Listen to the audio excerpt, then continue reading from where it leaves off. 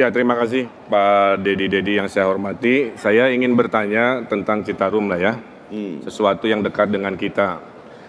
Bulan Februarian Perpres 15 2018 intinya ada percepatan untuk penanggulangan Citarum oleh Presiden.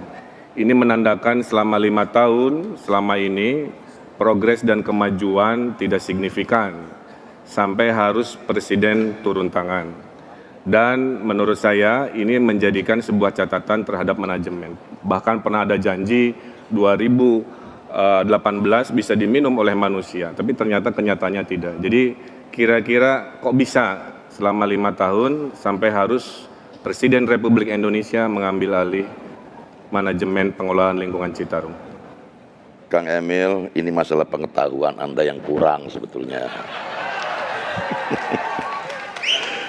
Ini bicara lingkungan hidup ini 32 urusan konkuren. Urusan pilihan non pelayanan dasar kalau lingkungan hidup. Saya harus kasih tahu. Oke. Saya ini di ilmu pemerintahan, ya. Jadi ini adalah Badan Sungai Citarum itu urusan pemerintah pusat. Bukan urusan provinsi, bukan urusan kabupaten. Jadi ada 3 pendekatan mengenai Citarum. Satu yang struktural, yang non-struktural, dan yang kultural. Bapak menganggarkan 120 miliar per tahun untuk Citarum Bestari.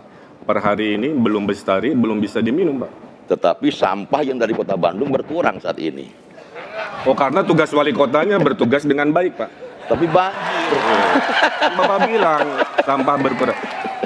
Kalau masalah... Ini giliran saya yang menjawab atau gimana? Silakan. Oke.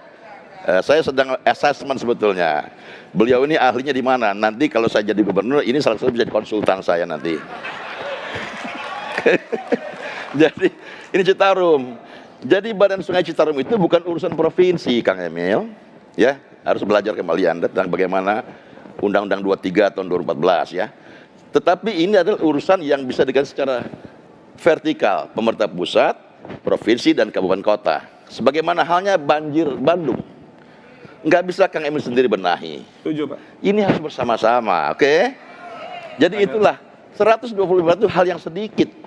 Kita hanya membenahi bukan badan sungai. Kalau BBWS itu PUPR itu triliunan. Kita hanya membenahi yang non struktural dan yang kultural. Apa itu? Saya perlu jelaskan lama ini. Bertanya lagi deh. Waktunya habis. Ya, tapi maaf di mata rakyat, Pak, kita bisa bicara, saya juga paham, Pak, saya ikut kursus juga, 800 urusan kami uruskan, tapi poinnya di mata rakyat kan ada janji-janji komitmen, ada program Citarum Bestari. Kalau kata Bapak itu bukan urusan provinsi, kenapa ada duit rakyat 120 miliar per tahun dibelanjakan untuk Citarum? Minta aja ke pusat, kan begitu. Untuk urusan yang non-struktural dan artinya kultural. Itu urusan Bapak juga. Bukan, yang kultural dan non-struktural, jadi nggak bisa, Kang Emil ya. Sama halnya juga, bagaimana kok Bandung bisa banjir?